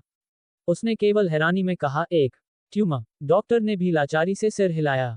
उसने काले और सफेद एक्सरे की ओर इशारा किया और समझाया, ये सही है। यह एक ट्यूमर है जिसे लीवर कैंसर भी कहा जाता है। इसके अलावा आपकी स्थिति आशावादी नहीं है, क्योंकि जांच परिणामों के अनुसार आपके शरीर में कैंसर की कोशिकाएं फैलना शुरू हो गई हैं। नव्या डॉक्टर ने उसके बाद जो कुछ भी कहा वह नहीं सुन सकी। उसका दिमाग ट्यूमर और लीवर कैंसर के विचारों से भरा हुआ था। उसके पुनर्जन्म के बाद उसकी सबसे बड़ी इच्छा थी कि उसकी मां लीवर कैंसर से बच सके। उसे उम्मीद नहीं थी कि वह अपने पुनर्जन्म के बाद आधे महीने से भी कम समय में अपनी मां के निदान का व्यक्तिगत रूप से सामना करेगी। ये निस्संदेह नव्या के लिए एक बहुत बड़ा मजाक था। अपने पुनर्जन्म के बाद वह कुछ भी नहीं बदल सकी। थोड़ी देर बाद नव्या अचानक उठी और लाल आंखों से डॉक्टर को देखा। डॉक्टर, क्या अब भी मेरी मां की बीमारी का इलाज करना संभव है? हम सबसे अच्छा डॉक्टर किराए पर ले सकते हैं और सबसे अच्छे अस्पताल जा सकते हैं। वह हार नहीं मान सकती थी। नव्या के दिल में केवल यही आवाज थी। वह अपनी मां को फिर से नहीं खो सकती थी। इस जीवन काल में वह इसे फिर से नहीं होने देगी। डॉक्टर ने एक पल के लिए सोचा, जैसे वह व्यक्तिगत रूप से इस मां बेटी की जोड़ी की आशाओं को नष्ट नहीं करना चाहता था। उसने रूढ़िवादी रूप से कहा, हमारे वर्तमान चिकित्सा मानकों के साथ लीवर कैंसर के लिए कोई अच्छा इलाज नहीं है। हालांकि मैं सुझाव देता हूं कि आप जनता अस्पताल में इलाज के लिए जाएं। वह हमारे शहर का सबसे अच्छा अस्पताल है। अगर वे इसका इलाज नहीं कर सकते हैं तो आप राजधानी के अस्पताल में कोशिश कर सकते हैं। डॉक्टर ने सीधे मीरा की मौत की सजा घोषित नहीं की, लेकिन उसने ये भी नहीं कहा कि इसका इलाज किया जा सकता है। नव्या ने अपनी मुट्ठियां कसकर भींच लीं और एक्सरे को देखा जिसे वह समझ नहीं सकती थी। वह धीरे धीरे कांप रही थी, मानो वह अपने शरीर से निकलने वाले दुख को दबाने की पूरी कोशिश कर रही हो। आखिरकार नव्या अचानक खड़ी हुई, मुड़ी और परामर्श कक्ष से बाहर भाग गई। नव्या, मीरा ने बुलाया, लेकिन नव्या पहले ही दरवाजे से गायब हो गई थी। डॉक्टर को पहले से ही ऐसे दृश्यों की आदत थी। उसने तुरंत मीरा को देखा, जो केवल अपने 30 के दशक की शुरुआत में थी, अफसोस के साथ। उसने उसे सांत्वना दी, बच्चा अभी भी छोटा है। उसके लिए इसे थोड़ी देर के लिए स्वीकार नहीं कर पाना उचित है। इस समय मीरा केवल शांत होने का नाटक कर सकती थी। उसने डॉक्टर को देखा और पूछा, मुझे सच बताओ, मैं और कितने समय तक जीवित रह सकती हूँ? डॉक्टर ने एक पल के लिए सोचा और कहा, कैंसर की कोशिकाएं अभी फैलना शुरू हुई हैं। अगर उन्हें प्रभावी ढंग से दबाया जा सकता है तो आपको सर्जरी और कीमोथेरेपी के साथ 2 से 3 साल तक जीवित रहने में सक्षम होना चाहिए। 2 से 3 साल। मीरा ने निराशा और दिल के दर्द में अपनी आंखें बंद कर लीं। इस समय अर्जुन और नव्या के चेहरे उसके दिमाग में दिखाई दिए। अगर वह मर गई तो दोनों बच्चों का क्या होगा? नव्या सीढ़ियों की ओर भागी और जल्दी से शुभ्र को फोन करने के लिए अपना फोन निकाला। सेक मास्टर। कॉल उठाया गया और शुभ्र की आवाज सुनी जा सकती थी। नव्या की छाती ऊपर नीचे हो रही थी और उसकी भावनाएं उतार चढ़ाव कर रही थीं। उसने हाँफते हुए फोन में कहा, शुभ्र, मेरी मदद करो। उसके लगभग याचना भरे लहजे ने शुभ्र को माथे पर बल डालने पर मजबूर कर दिया। सेक मास्टर, क्या हुआ?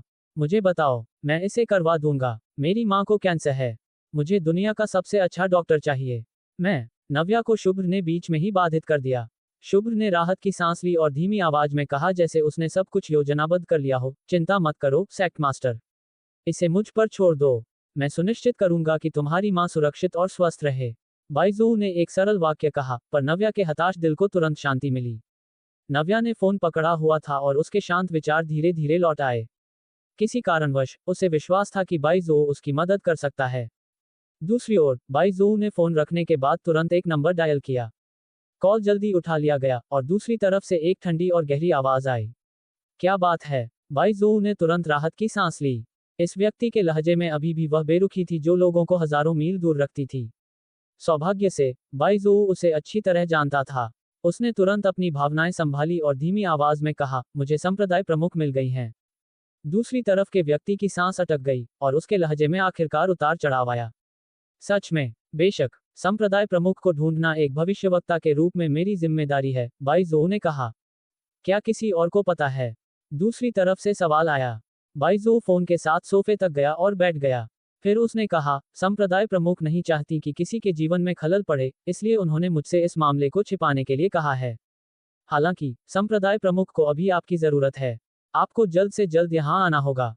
बिना किसी हिचकिचाहट के दूसरी तरफ के व्यक्ति ने कहा, मुझे पता भेजो। मैं तुरंत चलूंगा। फोन रखने के बाद, बाइजू ने असुविधा से अपनी कनपटियां रगड़ी। पास खड़ा चियांग अपने मालिक को देखे बिना नहीं रह सका। अंत में, वह पूछे बिना नहीं रह सका, भविष्यवक्ता प्रभु, क्या आपने संपर्क कर लिया? हाँ, बाइजू ने हल्के से नाक सिकुड़ी। ये स्पष्ट था कि वह जानता था कि चियांग किसकी बात कर रहा है। उसने धीरे से कहा, मैंने सोचा था कि मैं संप्रदाय प्रमुख के साथ कुछ और समय अकेले बिता सकता हूं, पर मुझे उम्मीद नहीं थी कि योजनाएं बदल जाएंगी। इस दुनिया में, वह अकेला ही है जो यमराज के मुंह से किसी को छीन सकता है। ये सुनकर चियांग ने धीरे से सिर हिलाया। उसने अभी अभी कुछ सुना था। ऐसा लगता था कि संप्रदाय प्रमुख की मां गंभीर रूप से बीमार थी। जैसा कि भविष्यवक्ता ने कहा था, शायद दुनिया में कोई और नहीं था जिसके पास इतनी उत्कृष्ट चिकित्सा कौशल हो जो यमराज से किसी को छीन सके। नव्या पिछले कुछ दिनों से उदास थी। भले ही बाइजू ने उसे उम्मीद दी थी, पर जब तक उसकी मां ठीक नहीं हो जाती, यह मामला एक टाइम बम जैसा था जो किसी भी समय नव्या के मानसिक बचाव को ढहा सकता था। मीरा ने भी सब कुछ देखा था। उसने अपनी बेटी को सांत्वना देने की कोशिश की, पर कुछ ऐसी बातें थीं जिन पर उसे खुद भी विश्वास नहीं था, तो वह अपनी बेटी को कैसे विश्वास दिला सकती थी। शुक्रवार तक, नव्या को आखिरकार बाइजू का फोन आया। जैसे ही शाम को स्कूल छूटा, नव्या तेजी से स्कूल से बाहर निकली। 2 ब्लॉक पार करने के बाद उसने सड़क किनारे बाइजू की कार खड़ी देखी। वह आगे बढ़ी, जल्दी से कार का दरवाजा खोला और अंदर बैठ गई। चियांग ड्राइवर की सीट पर बैठा था और बाइजू नव्या के साथ पिछली सीट पर बैठा था। संप्रदाय प्रमुख, मैं आपको किसी से मिलवाने ले जा रहा हूं, बाइजू ने कहा और चियांग को सिर हिलाया। चियांग ने आदेश पाकर हाथ उठाया और कार स्टार्ट कर दी। समृद्धि नगर में एक उच्च वर्गीय अपार्टमेंट की ओर चला गया। रास्ते में, नव्या ने एक शब्द भी नहीं कहा। पिछले कुछ दिनों से वह इसी हाल में थी। उसकी मां का रोग निदान उसके लिए एक बड़ा सदमा था। ये देखकर बाइजू को दुख हुआ। वह केवल उसे सांत्वना दे सका, संप्रदाय प्रमुख, चिंता न करें। जब आप इस व्यक्ति से मिलेंगी, तो सभी समस्याएं हल हो जाएंगी। नव्या ने बाइजू की तरफ मुड़कर देखा। उसे इतना आत्मविश्वास और शांत देखकर, नव्या को अकथनीय राहत महसूस हुई। बाइजू ने तुरंत नव्या की तरफ देखा और आसानी से मुस्कुराया। संप्रदाय प्रमुख के उस पर विश्वास की तरह, उसे भी उस व्यक्ति पर विश्वास था। कार समृद्धि नगर के बीच में एक उच्च वर्गीय अपार्टमेंट भवन के सामने रुकी। यह एक अपार्टमेंट था जिसे बाइजू ने देवपुरी में खरीदा था ताकि वह नव्या के पास रह सके। इस बार, वह देवपुरी में रहने के लिए किसी और को अपने साथ नहीं लाया था। वह केवल अपने सहायक, चियांग को साथ लाया था। दोनों एक विशाल अपार्टमेंट में रहते थे। लिफ्ट शीर्ष मंजिल पर पहुंची। बाइजू मुड़ा और सम्मानपूर्वक झुका। संप्रदाय प्रमुख, कृपया। नव्या लिफ्ट से बाहर निकली और महसूस किया कि शीर्ष मंजिल पर केवल एक ही घर था। वह जानती थी कि यह बाइजू का घर था। दरवाजा खुला और नव्या बाइजू के पीछे अपार्टमेंट में दाखिल हुई। घर को काले और सफेद रंग के शेड्स में एक अत्यंत न्यूनतम शैली में सजाया गया था। ये बाई ज़ोऊ के स्वभाव से मेल खाता था। इस समय लिविंग रूम में फर्श से छत तक की खिड़की के सामने काले रंग का एक आदमी अपने हाथ पीछे करके खड़ा था और दूर देख रहा था। दरवाजा खुलने की आवाज सुनकर वह आदमी धीरे धीरे मुड़ा और एक दृढ़ और ठंडा चेहरा धीरे धीरे नव्या के सामने आया। आदमी के चारों ओर एक दूरी का एहसास छाया हुआ था। उसका स्वभाव ठंडा था, हालांकि उसकी भौहें सुंदर थीं, पर उसकी आंखों में एक तीखी ठंडी चमक थी। उसकी अभिव्यक्ति ठंडी थी और उसमें कोई गर्माहट नहीं थी। केवल एक नजर से वह सभी को उससे बात करने में रुचि खोने पर मजबूर कर सकता था। क्या ये वही व्यक्ति था जिसका जिक्र बाई ज़ोऊ ने किया था? उस आदमी ने अपनी आंखें उठाकर बाई ज़ोऊ को देखा। उसकी आंखों में संदेह की एक झलक थी, जैसे वह नव्या की पहचान की पुष्टि कर रहा हो। बाई ज़ोऊ ने अनमने ढंग से सिर हिलाया और कुछ नहीं कहा। अगले ही पल वह आदमी अचानक तेजी से नव्या की ओर बढ़ा। ठीक वैसे ही जैसे पहली बार नव्या ने बाई ज़ोऊ को देखा था, वह आदमी नव्या के सामने एक घुटने पर बैठ गया। मैं प्राचीन संप्रदाय के 12 रक्षकों में से एक हूँ। भूत हस्त चिकित्सक श्याओ झेन संप्रदाय प्रमुख का अभिवादन करता हूँ। नव्या स्तब्ध रह गई और उसके चेहरे पर सदमे की झलक थी। उसे उम्मीद नहीं थी कि बाई ज़ोऊ 12 रक्षकों में से किसी एक से संपर्क करेगा। खड़े हो जाओ और बात करो, नव्या ने तुरंत कहा। श्याओ झेन ने कहा, धन्यवाद संप्रदाय प्रमुख। फिर वह खड़ा हो गया। नव्या ने सामने खड़े आदमी को ध्यान से देखा और फिर कहा, आप भी 12 रक्षकों में से एक हैं। ये सुनकर श्याओ झेन ने बाई ज़ोऊ की ओर देखा। ऐसा लग रहा था जैसे वह उससे पूछ रहा हो कि क्या उसने पहले संप्रदाय प्रमुख को अपनी पहचान बताई थी। ये देखकर बाई ज़ोऊ ने जल्दी से आगे बढ़कर समझाया, संप्रदाय प्रमुख, वह भूत हस्त चिकित्सक हैं जो 12 रक्षकों में 7वें स्थान पर हैं। आपने हमेशा मुझे निर्देश दिया है कि शेष 12 रक्षकों के शांतिपूर्ण जीवन में खलल न डाला जाए। हालांकि मैं इस बार ऐसा नहीं कर सकता। केवल श्याओ झेन के आने से ही आपको कोई चिंता नहीं होगी। संप्रदाय प्रमुख, हमें आपके पास ही रहना चाहिए। आपको ज्यादा चिंता करने की जरूरत नहीं है, श्याओ झेन ने कहा। नव्या ने हल्का सा सिर हिलाया। उसने जैसे सड़क से संप्रदाय प्रमुख का पद उठा लिया था, पर उसे उम्मीद नहीं थी कि इतने सारे प्रतिभाशाली लोग उसके प्रति इतने वफादार होंगे। वे सभी अजनबी थे जिनसे वह कभी नहीं मिली थी। इस समय ची यांग गर्म चाय बनाकर लाया और उन्हें दी। वे सोफे पर बैठे और मीरा की बीमारी के बारे में बात करने लगे। मेरी माँ को यकृत कैंसर है और उनके कैंसर कोशिकाएं फैलना शुरू हो गई हैं। अंतर्राष्ट्रीय चिकित्सा मानकों के बारे में मुझे जो पता है, उसके अनुसार वह केवल कीमोथेरेपी पर निर्भर रह सकती हैं ताकि कुछ साल तक जिंदा रह सकें। उनका पूरी तरह से ठीक होना स्वर्ग पर चढ़ने जितना मुश्किल है, नव्या ने श्याओ झेन की ओर देखकर कहा। चिंता न करें संप्रदाय प्रमुख, इसे मुझ पर छोड़ दें। श्याओ झेन के ज्यादा हावभाव नहीं थे, पर उसका लहजा दृढ़ था। नव्या की आंखें भर आईं। क्या आपको इतना विश्वास है? बाई ज़ोऊ धीरे से हंसे बिना नहीं रह सका। उनका भूत हस्त चिकित्सक का खिताब ऐसे ही नहीं है। अगर वह चाहते हैं कि कोई आधी रात को मर जाए, तो कोई भी 2 बजे सुबह तक जीवित नहीं रह सकता। हालांकि अगर वह किसी की जान बचाना चाहते हैं, तो जब तक वह व्यक्ति जिंदा है, यमराज भी उसे लेने की हिम्मत नहीं करेंगे। बाई ज़ोऊ की बातें अतिरंजित लग रही थीं, पर नव्या जानती थी कि बाई ज़ोऊ उसके सामने बड़ी बड़ी बातें नहीं करेगा। नव्या ने बाई ज़ोऊ की ओर देखा और फिर श्याओ झेन की ओर। अंत में वह धीमी आवाज में कहने से खुद को नहीं रोक पाई, कृपया। श्याओ झेन की आंखों में दहशत की झलक थी और उसने जल्दी से कहा, संप्रदाय प्रमुख, ऐसा करने की जरूरत नहीं है। हम संप्रदाय प्रमुख के लिए आग और पानी से गुजरने को तैयार हैं। दूसरी ओर बाई ज़ोऊ ने नव्या की ओर देखा और अपने दिल में आह भरी। वह जानता था कि नव्या ने अभी तक प्राचीन संप्रदाय के संप्रदाय प्रमुख के रूप में अपनी पहचान को पूरी तरह से स्वीकार नहीं किया था, और न ही वह जानती थी कि 12 रक्षकों के लिए संप्रदाय प्रमुख के रूप में उसकी स्थिति कितनी पवित्र थी। जब तक उसे जरूरत थी, 12 रक्षक किसी भी समय उसके लिए अपनी जान दे सकते थे। संप्रदाय प्रमुख, बाकी मुझ पर छोड़ दें। मैं जल्द से जल्द सब कुछ व्यवस्थित कर दूंगा।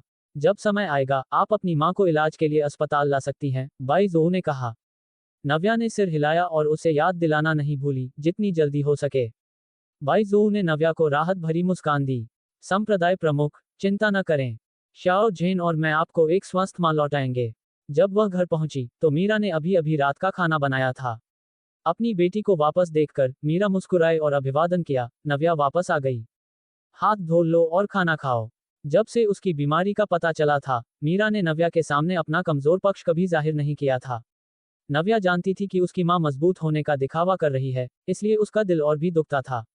न केवल उसकी माँ को ये सब सहना पड़ रहा था, बल्कि उसे अपनी भावनाओं का भी ध्यान रखना था और उसे सांत्वना देनी थी। नव्या खुद से नफरत करती थी कि वह इतनी बेकार थी, पर यह मामला उसके लिए बहुत बड़ा झटका था। वह ऐसा दिखावा नहीं कर सकती थी जैसे कुछ हुआ ही ना हो। सौभाग्य से स्वर्ग ने उसे एक बार फिर उम्मीद दी थी। उसने बाई जो और शाओ झेन पर विश्वास किया। माँ, तुमने क्या बनाया है? यह इतनी अच्छी खुशबू दे रहा है। इस विचार को ध्यान में रखते हुए नव्या मुस्कुराते हुए मेज की ओर झुकी और अपनी सामान्य स्फूर्ति वापस पाली। वह इस समय अपनी माँ का मानसिक बोझ नहीं बढ़ा सकती थी। उसे आशावादी होना था ताकि उसकी माँ भी आशावादी हो सके। जैसा कि उम्मीद थी, अपनी बेटी को अब उदास न देखकर मीरा ने अपने दिल में राहत की सांस ली। ये सुनकर वह मुस्कुराए और कहा, मीठी और खट्टी सुअर की पसलियां और दमपक मछली, ये सब तुम्हारे पसंदीदा हैं। नव्या ने चंचल ढंग से भोजन की खुशबू की गहरी सांस ली। फिर वह बाथरूम की ओर चली गई और पूछा, भाई अभी तक वापस नहीं आया? वह दोपहर में आया था पर अभी अभी चला गया। तुम दोनों चूक गईं। मीरा ने चावल का कटोरा लेकर बाहर आते हुए कहा। उसकी चिंता मत करो, तुम पहले थोड़ा खा लो। खाने की मेज पर नव्या ने दमपक मछली का एक टुकड़ा उठाया और अपनी माँ के कटोरे में रख दिया। फिर उसने सहज होने का नाटक किया और अचानक कहा, माँ चलो बाद में किसी और अस्पताल में जाकर देखते हैं। कोई रास्ता जरूर होगा। ये सुनकर मीरा ने खाना बंद कर दिया। उसने तुरंत अपनी बेटी को देखने के लिए सिर उठाया। उसने देखा कि उसकी बेटी की अभिव्यक्ति स्वाभाविक थी और पहले जितनी उदास नहीं थी। नव्या ने भी मीरा की ओर देखा। अपनी माँ के चेहरे को अचानक गंभीर होते देखकर नव्या मुस्कुराई और कहा, माँ, जब हमें पता चल गया है तो हमें इसका सामना करना होगा। मैं हार नहीं मानूंगी और तुम भी हार नहीं मान सकती। मेरे और भाई के बारे में सोचो। तुम्हें ठीक होना होगा। जब मीरा ने नव्या की बातें सुनी तो उसने नव्या की आंखों में दृढ़ संकल्प और आशा देखी। वह जानती थी कि अब छिपने का कोई फायदा नहीं है। जैसा कि उसकी बेटी ने कहा था, जब ये हो गया है तो उसे इसका सामना करना होगा।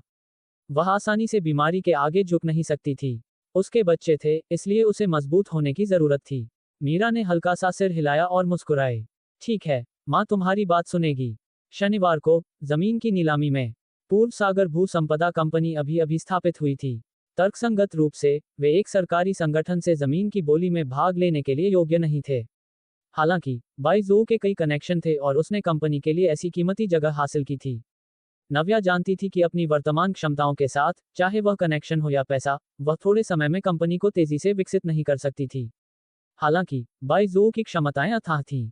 अक्सर वह वे चीजें पूरी करता था जो नव्या उसे उसकी उम्मीदों से परे सौंपती थी।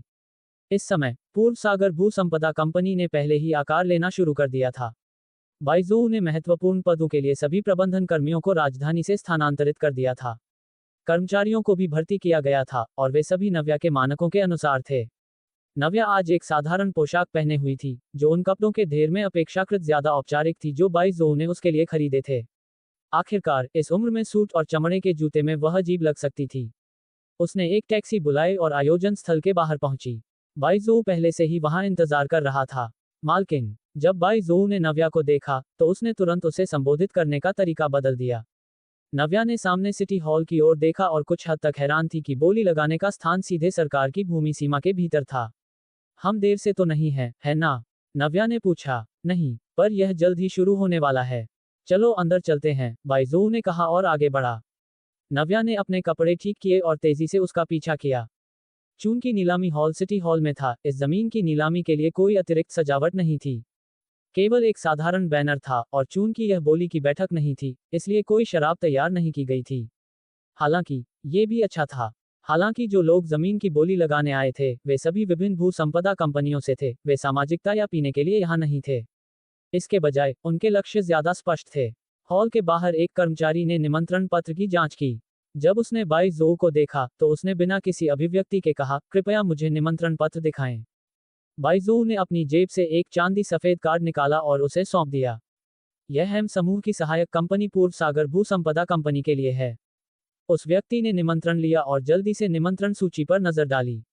ये देखकर कि यह वास्तव में निमंत्रण सूची में था, उसने बाइजू को एक संख्या दी। आप नंबर 13 हैं। कृपया अंदर आइए। बाइजू के पीछे चल रही नव्या ने धीमी आवाज में पूछे बिना नहीं रह सकी, मुझे आपसे पूछने का मौका नहीं मिला कि आपने इतनी महत्वपूर्ण नीलामी का निमंत्रण कैसे प्राप्त किया। ये सुनकर बाइजू रहस्यमय तरीके से मुस्कुराया। इतना छोटा मामला जिक्र करने लायक नहीं है। नव्या ने अपने दिल में आंखें घुमाई। जब उसने कहा कि वह मोटा है तो वह हाँफ रहा था। हालांकि उसे बाइजू की क्षमता का अपने दिल में फिर से मूल्यांकन करना पड़ा। जब वे पहली बार मिले थे, बाइजू ने खुद को पूरी तरह से बेकार बताया था। उसकी एकमात्र योग्यता ये थी कि वह अमीर था। हालांकि ऐसा नहीं था। बाइजू में बहुत सारे कौशल थे। हॉल अपेक्षाकृत विशाल था और साधारण मेज और कुर्सियां व्यवस्थित थीं। सामने एक पोडियम और एक बड़ी स्क्रीन थी। इस समय हॉल में पहले से ही बहुत से लोग बैठे थे। सभी सूट और चमड़े के जूते पहने हुए थे और वे सफल दिख रहे थे। उनमें से कई एक दूसरे से परिचित थे और जो लोग इस स्तर की जमीन की नीलामी में भाग लेने में सक्षम थे, वे सभी देवपुरी के भू संपदा उद्योग में बड़ी कंपनियां थीं। उनमें से कुछ व्यापारिक भागीदार थे, पर उनमें से ज्यादातर प्रतिस्पर्धी संबंधों वाले थे। बाइजू के चांदी सफेद बाल पहले से ही ध्यान खींचने वाले थे। अब उसके पीछे 14 साल की एक लड़की थी। जैसे ही वे दोनों आयोजन स्थल में दाखिल हुए, उन्होंने तुरंत कई लोगों का ध्यान खींचा। नव्या ने तुरंत आखिरी पंक्ति के कोने की ओर इशारा किया। ये देखकर बाइजू ने सिर हिलाया। वे दोनों सिर झुकाए और बैठने के लिए तेजी से आगे बढ़े। बाकी लोगों ने केवल उत्सुकता से उन्हें देखा, पर किसी ने इसके बारे में बात नहीं की। नव्या की तुलना में बाइजू की उपस्थिति सबसे ज्यादा चौंकाने वाली थी। तुम्हारे चांदी सफेद बाल बहुत ज्यादा ध्यान खींचने वाले हैं। बैठने के बाद नव्या ने अपनी आवाज धीमी कर ली। मैं इसी के साथ पैदा हुआ था। मेरा शरीर, बाल और त्वचा सब मेरे माता पिता की बदौलत हैं। इसके अलावा बहुत से लोग कहते हैं कि मैं सुंदर दिखता हूँ। बाइजू ने भी अपनी आवाज धीमी कर ली और जवाब दिया। नव्या ने अविश्वसनीयता से बाइजू की ओर देखा। ये देखकर बाइजू ने अपनी आंखें चौड़ी की और दृढ़ता से कहा, मैं इसी के साथ पैदा हुआ था। अगर मैं तुमसे झूठ बोलूं तो मैं कुत्ता। जैसे ही वे दोनों बात कर रहे थे, मूल रूप से शांत कमरे में एक हलचल हुई। इस समय सूट पहने हुए एक आदमी बाहर से हॉल में दाखिल हुआ। जैन समूह के अध्यक्ष, वह नीलामी में व्यक्तिगत रूप से आए हैं। अब माहौल गर्मा गया है। शताब्दी समूह के अध्यक्ष चेन राय सामने बैठे हैं। जो व्यक्ति आया था, वह कोई और नहीं बल्कि जैनविलास, जैन समूह के अध्यक्ष थे, जो देवपुरी के भू संपदा उद्योग के अगुवा थे। कमरे में हर कोई देवपुरी के भू संपदा जगत का एक प्रसिद्ध व्यक्ति था। जैनविलास का नाम उद्योग में गरजने जैसा था। जैन समूह देवपुरी में एक सदी पुराना उद्यम था। अफवाह थी कि जैनविलास ने 23 साल की उम्र में जैन समूह को संभाला था। उनके नेतृत्व में जैन समूह दिन ब दिन फलता फूलता गया। अब ये देवपुरी के भू संपदा उद्योग के आधे हिस्से पर कब्जा करता है। हाल के वर्षों में इसने धीरे धीरे अन्य उद्योगों में घुसपैठ करना शुरू कर दिया था और वर्तमान में ये सुर्खियों में था। मालकिन, इस व्यक्ति का उपनाम आपके जैसा ही है। उसका नाम जैनविलास है। वह देवपुरी के भू संपदा जगत के अगुवा हैं। ये स्पष्ट था कि बाइजू ने अपना होमवर्क किया था, क्योंकि उसने तुरंत नव्या को फुसफुसा कर बताया। नव्या ने सूट पहने जैनविलास की ओर देखे बिना नहीं रह सकी। क्या ये ईशा के पिता थे? अध्यक्ष जैनविलास, आप भी यहाँ हैं। इस समय सामने की पंक्ति के लोगों में से एक जैनविलास का पुराना दोस्त लग रहा था।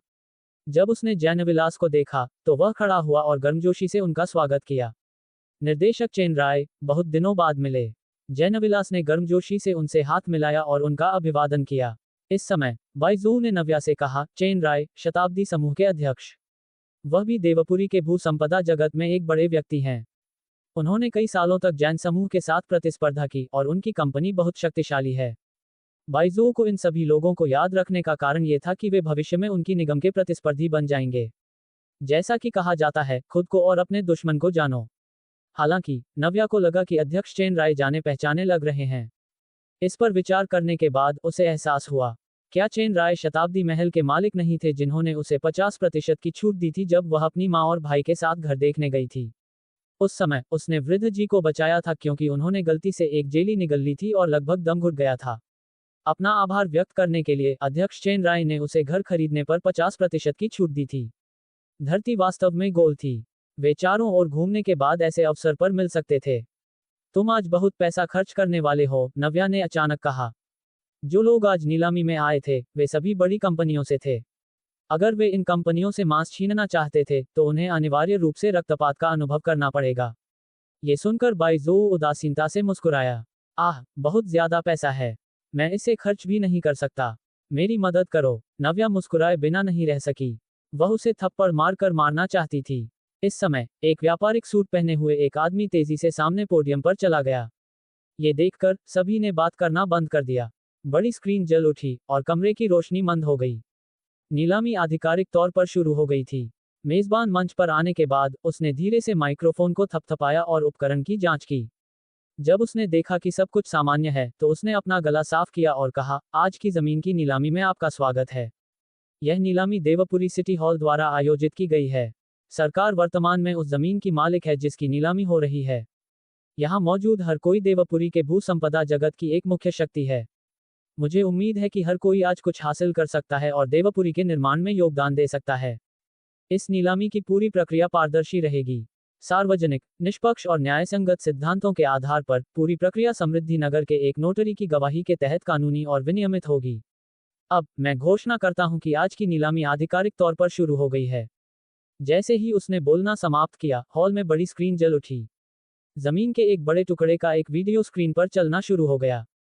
आप सब अभी जो देख रहे हैं, वह आज की नीलामी के लिए जमीन का पहला टुकड़ा है। मेजबान ने स्क्रीन की ओर देखा और सभी को इसका परिचय दिया। यह जमीन रत्न भंडार क्षेत्र में स्थित है। 12,000 वर्ग मीटर के क्षेत्र के साथ इसे एक बड़े क्षेत्र में विस्तारित किया जा सकता है। इस जमीन का स्थान उत्कृष्ट है। ये रत्न भंडार रोड प्राथमिक विद्यालय, देवपुरी रेलवे माध्यमिक विद्यालय और देवपुरी सरस्वती विद्या मंदिर जैसे प्रमुख स्कूलों के पास है। ये वर्तमान में हमारे शहर में जमीन का सबसे बड़ा टुकड़ा है। इस जमीन के लिए शुरुआती बोली 25 लाख रुपये है। प्रति बोली वृद्धि 3 लाख रुपये है। बोली अब शुरू होती है। जैसे ही मेजबान ने बोलना समाप्त किया, एक भू संपदा कंपनी के प्रतिनिधि ने अपनी बोली बढ़ाई। 28 लाख रुपये, 31 लाख रुपये, 34 लाख रुपये। बोली युद्ध बहुत तीव्र था। इस जमीन के 12,000 वर्ग मीटर का उपयोग योग्य क्षेत्र सभी के लिए बहुत आकर्षक था। इतने बड़े क्षेत्र का पूरी तरह से एक व्यापारिक जिले या एक आवासीय क्षेत्र के निर्माण के लिए उपयोग किया जा सकता था। जब बाई जोऊ ने सभी की बोली सुनी, तो उसने नव्या की ओर मुड़कर देखा। उसने धीमी आवाज में पूछा, मालकिन, क्या आप इसे चाहती हैं? नव्या ने अपनी बाहें मोड़कर अपनी कुर्सी पर वापस झुक गई और स्क्रीन पर वीडियो को घूरने लगी। थोड़ी देर बाद उसने कहा, हाँ, पर चलो थोड़ी देर और इंतजार करते हैं। नव्या की नज़र में यह जमीन का एक अनमोल खजाना था। चूंकि नव्या भविष्य से पुनर्जन्म लेकर आई थी और घरेलू भू संपदा बाजार में 10 से अधिक वर्षों तक रही थी, वह एक नज़र में बता सकती थी कि जमीन का विकास मूल्य है या नहीं। हालांकि यह जमीन रत्न भंडार क्षेत्र में स्थित थी और समृद्धि नगर जितनी समृद्ध नहीं थी। रत्न भंडार क्षेत्र कई स्कूलों के लिए प्रसिद्ध था। इस जमीन के चारों ओर केवल 3 से 4 प्रमुख स्कूल थे, जिनमें प्राथमिक, माध्यमिक और उच्च विद्यालय शामिल थे। भविष्य में स्कूल जिला घरों का मूल्य कुछ ऐसा था जिसकी ये लोग अब उम्मीद नहीं करेंगे। ठीक वैसे ही जैसे नव्या ने उम्मीद की थी, बोली 40 लाख रुपए पर रुक गई। कमरे में निजी बातचीत शुरू हो गई। जमीन अच्छी है, पर यह स्थान आदर्श नहीं है। हाँ, आसपास बहुत ज्यादा स्कूल हैं। शहर स्पष्ट रूप से छात्रों के स्कूल में होने पर निर्माण पर रोक लगाता है।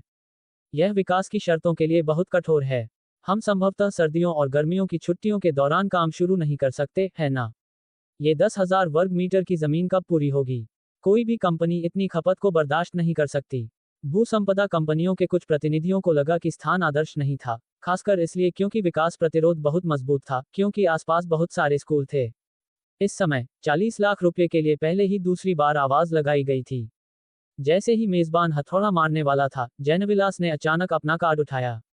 43 लाख रुपये। ये सुनकर सभी ने ऊपर देखे बिना नहीं रह सके। जैन समूह के अध्यक्ष को देखकर वे समझ गए, शायद जैन समूह जैसी कोई निगम ही इस जमीन का प्रबंधन कर सकती थी। हालांकि इससे पहले कि मेजबान उल्टी गिनती शुरू कर पाता, नव्या ने धीरे से एक छोटी आवाज में कहा, 46 लाख रुपये। धन्यवाद दोस्तों। अगर कहानी अच्छी लगी हो तो लाइक करें और नई कहानियों के लिए VS नॉवल वर्ल्ड को सब्सक्राइब ज़रूर करें। मिलते हैं अगली कहानी में।